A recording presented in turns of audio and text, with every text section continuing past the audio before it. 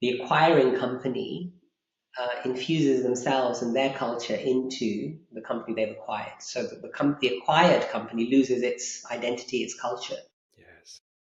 And what I love about the work and the approach we take to business development and licensing is we recognize the reason we wanted that company was its identity. Mm.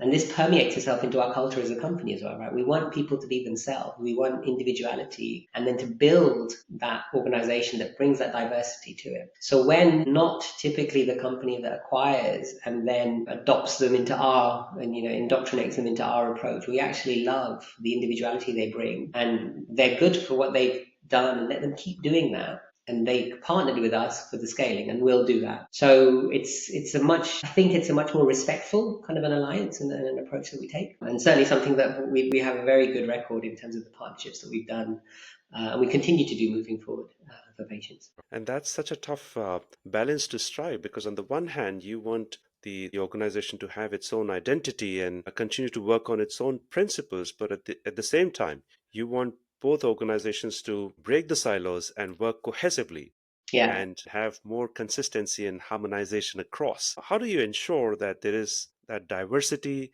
and also that cohesiveness between the teams when different companies come together? It's a great observation. It is difficult.